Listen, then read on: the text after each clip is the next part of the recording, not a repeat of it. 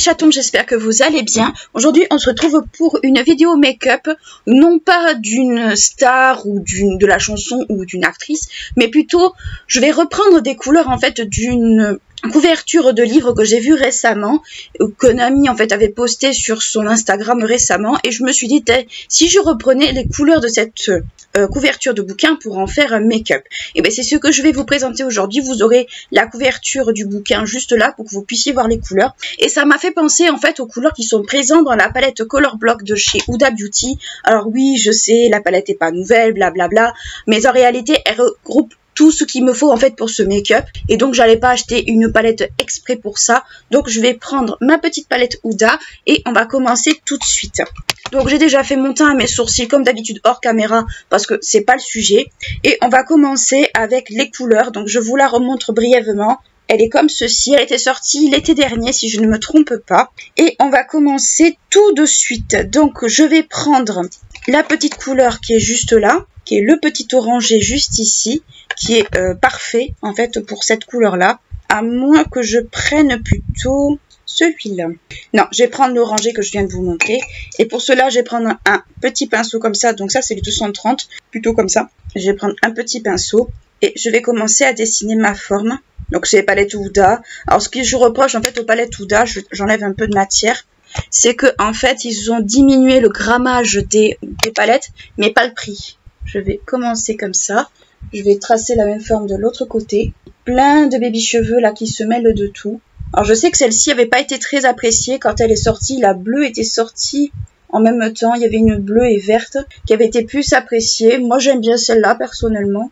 Je l'aime bien. Je l'utilise pas très souvent parce que j'ai pas toujours l'occasion de m'en servir comme je le voudrais. Mais là c'est vrai que je m'en sers. Je vois que mes sourcils sont un peu partis en sucette. Donc là, je vais faire en fait une forme pas trop étirée, mais une forme un peu en déclinaison de couleurs, comme j'aime bien faire parfois. Donc là, j'en ai fini avec le orange. J'en reprends juste un peu. Et je commence à mettre ma couleur sur ma partie. Alors, soit le orange a du mal à se prélever, soit il est très très clair. Je pense qu'il est un peu clair pour ce que je voulais. Bon, c'est pas trop grave en soi. Hop, je fais apparaître de l'autre côté.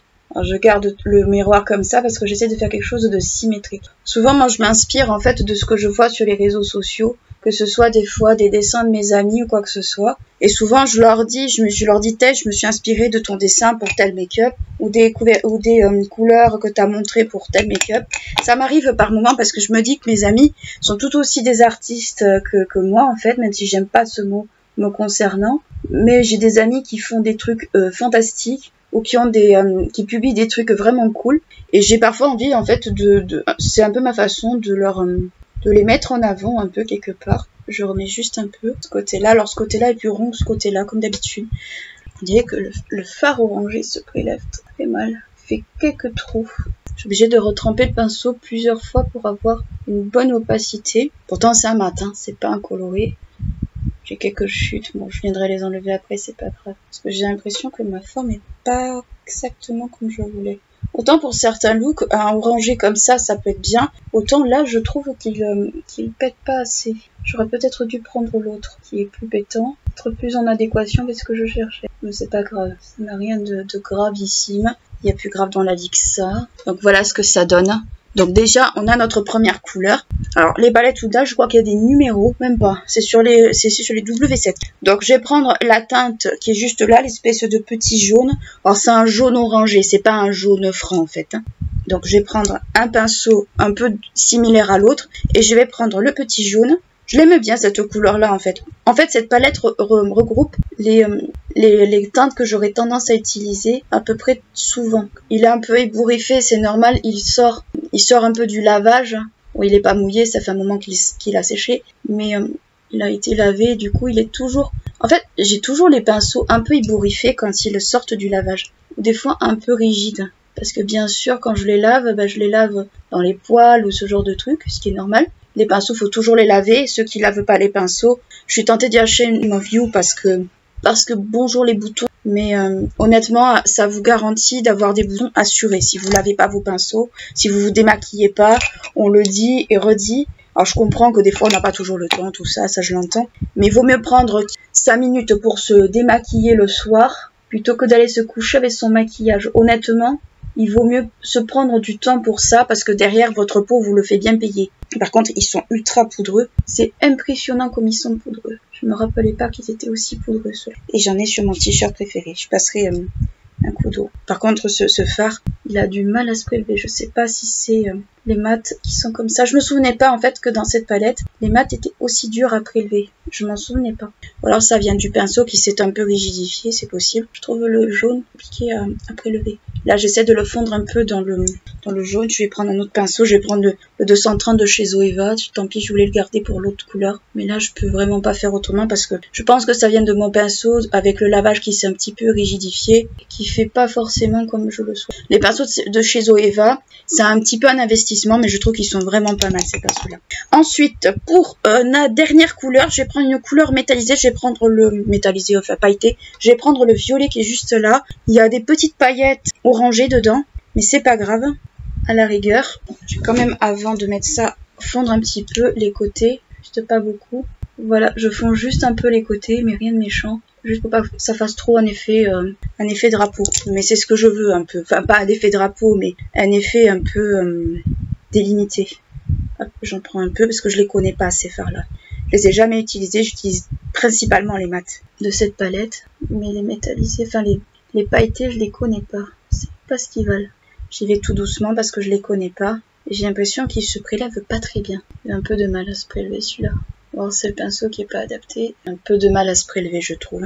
Il y a que ces genres de textures qu'il vaut mieux faire au doigt. Mais là, je voulais vraiment les essayer. Ça fait un moment que je me fais la réflexion. Un peu transparent même, je dirais. Ah, c'est embêtant ça. T'as beau creuser dans le fard. Mais je veux pas en prendre trop non plus pour pas avoir trop de chute. Mais c'est vrai que là, pour le coup, faut vraiment gratter dans le fard. Ce qui est désagréable en vrai. De gratter comme ça, c'est assez désagréable. Donc voilà ce que ça fait. Alors franchement, je m'attendais pas trop à ce genre de couleur. Mais après, je voulais quelque chose quand même d'assez pailleté. Mais c'est pas grave, de toute façon, je vais faire de toute façon un liner tout à l'heure. Ouais, je suis un peu déçue au niveau des fards un peu pailletés à effet. Parce qu'ils sont pas tout à fait comme je les voyais. Il faut gratter. On dirait que c'est ce genre de texture qu'on peut travailler facilement au doigt. Mais pas au pinceau. Ou très mal au pinceau. Ce qui est dommage. Je vais reprendre un peu le jaune parce que c'est un peu bizarre en fait. Donc voilà ce que ça donne à peu près. Ça fait bizarre, je vous l'accorde, ça fait très bizarre. C'est parce que je suis un peu déçue en fait des fards à effet de cette palette. Je préfère les mats en vrai. Même si les mats sont légers, c'est pas gênant. Enfin pour moi en tout cas ça l'est pas. Ça l'est pas parce que par moment quand j'ai envie de quelque chose d'un peu soft, ben, je sais que je peux soit me reposer sur cette palette, je vais y arriver, soit sur la palette Richard. Donc ça fait partie des palettes que j'utilise sans raison. On va dire sans raison particulière. J'en ai un peu là. C'est un peu transféré sur ici. Bon, c'est pas grave. Ensuite, on va passer au liner. Donc je vais utiliser le liner Cake qui est juste là. Donc c'est liner qui s'active à l'eau. Donc ce que je vous conseille de faire, c'est que plutôt que de cheater directement dans la palette, vous en allez avoir partout, et y compris dans les fards qui ne sont pas des fards cake, vous prenez un petit godet juste à côté, avec un peu d'eau, vous trempez votre pinceau, vous l'humidifiez bien, et vous allez directement prélever la matière dans votre palette, ce que je vais faire en fait. Ça évite d'avoir en fait de l'eau partout, jusqu'à ce que vous obteniez la texture que vous voulez en fait. Moi je le remue un peu parce que je veux avoir une texture un peu fluide. Donc moi j'ai pris un pinceau biseauté, vous pouvez prendre un pinceau liner fluide si vous voulez. Moi j'ai pris un biseauté parce que j'ai ça principalement. Et je vais faire mon petit liner tranquillou pilou. Ah, j'en ai un peu sur les cils. Et voilà ce que ça donne avec un. Donc je refais mon petit mélange. C'est un peu comme si vous faisiez une aquarelle en vrai. C'est moi je compare ça à des aquarelles parce qu'en fait ça m'y fait grave penser. Ah par contre les liner cake, pensez à les laisser sécher correctement. Moi j'ai pas fait ça et j'ai eu des mauvaises surprises. On a de toute façon ce genre de trucs. On a tellement pas l'habitude de les manier qu'en réalité c'est comme ça qu'on apprend à les manier. Hop, j'en remets un peu parce que j'en ai fait des trous. En fait, c'est pas facile parce que c'est des liners qui sont liquides. J'attends pas trop que ça sèche non plus. Et cette astuce, en fait, je l'ai pêchée quand j'étais allée me faire maquiller dans une école de maquillage où justement les filles utilisaient des fards à l'eau. La maquilleuse qui m'avait maquillée, Sarah, si tu passes par là, je te fais des bisous. Elle faisait ça justement et je trouvais ça plus hygiénique en réalité. Je trouvais ça bien plus hygiénique que de mouiller directement. Là j'en ai un peu trop mais c'est pas grave, ça donne un genre. Donc voilà ce que ça donne. Je vais m'arrêter là parce que je veux pas trop en mettre non plus. Mais sachez que vaut mieux faire comme ça.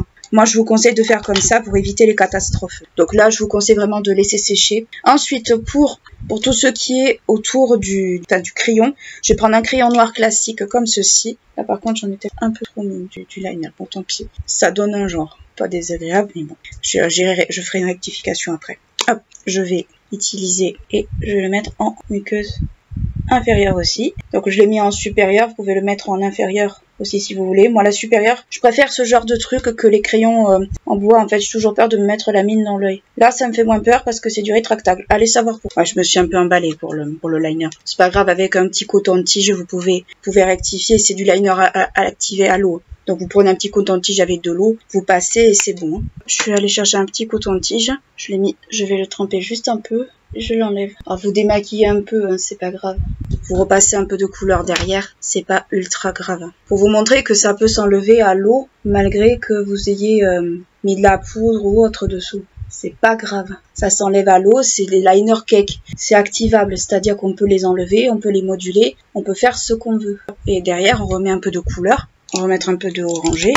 Pour montrer que c'est rattrapable. Vous vous gourrez avec un liner cake, c'est beaucoup moins embêtant que si c'était avec un liner noir classique. Le liner cake, ce qu'il y a de bien, c'est que comme c'est activable à l'eau, si vous avez votre godet d'eau, vous trempez légèrement, vous imbibez et vous repassez. C'est rien. Faut pas s'alarmer, faut pas croire que c'est la fin du monde. Je fais un petit ras de cils vite fait, histoire de joindre un peu les...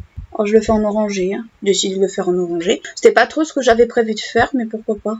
Je l'ai un peu essuyé, hein. C'est pas vous en faire, je l'ai un peu essuyé. Et puis surtout, j'ai la flemme aussi de laver 50 pinceaux. Voilà ce que ça donne à peu près. Donc c'est pas trop moche. Moi j'aime bien, personnellement. Bon, j'avais pas prévu de faire de ras de cils, mais c'est juste que là, en fait, ça s'impose un peu.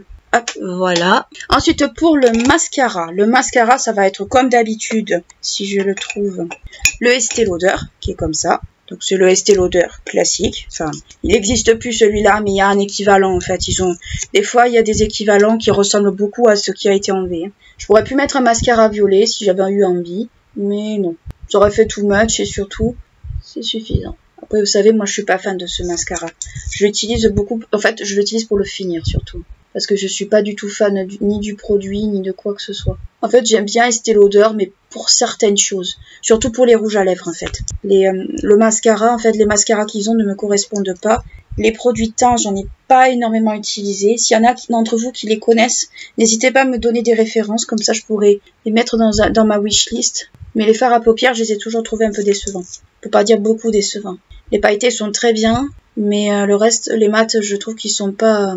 je suis pas fan. Pour moi, les fards à paupières de luxe que je vous ai toujours recommandés, c'était les Dior et les Guerlain. Guerlain, là, ils ont fait des palettes. J'espère qu'elles sont à la hauteur des anciennes, parce que j'aimais énormément les anciennes. Mais je sais pas. J'ai pas encore testé, mais j'ai hâte de les tester parce qu'elles me font trop envie et ça fait trop longtemps que je me retire. Ensuite, pour les lèvres, on va passer sur quelque chose, on va dire, qui est tout à fait de circonstance pour l'été. On va passer sur un baume à lèvres. Donc ça, c'est un Rare Beauty qui est comme ceci. C'est un tout petit, hein. Mais alors c'était dans un kit, je pense qu'il ne se fait plus le kit, mais les baumes Rare Beauty se font, vous pouvez trouver un équivalent chez Rare Beauty, je pense qu'il n'y a aucun problème là-dessus. Donc voilà ce que ça donne, donc j'ai fait les lèvres très très soft.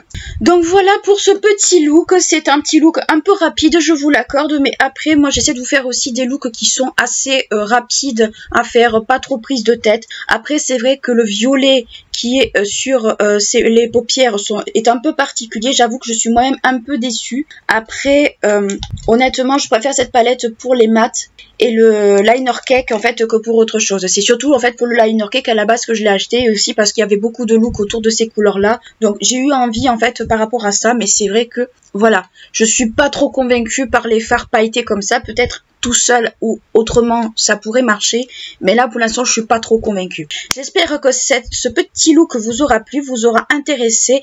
N'hésitez pas à liker et clocher la vidéo si elle vous a plu, à vous abonner à la chaîne si ce n'est pas encore fait. Ce serait bien qu'on arrive aux 150 premiers abonnés avant la fin de l'été, ça serait super cool. Ça permettrait à la chaîne un peu de popper et de s'élever un peu. Moi d'ici là je vous fais de gros bisous, je vous dis à bientôt. Ciao.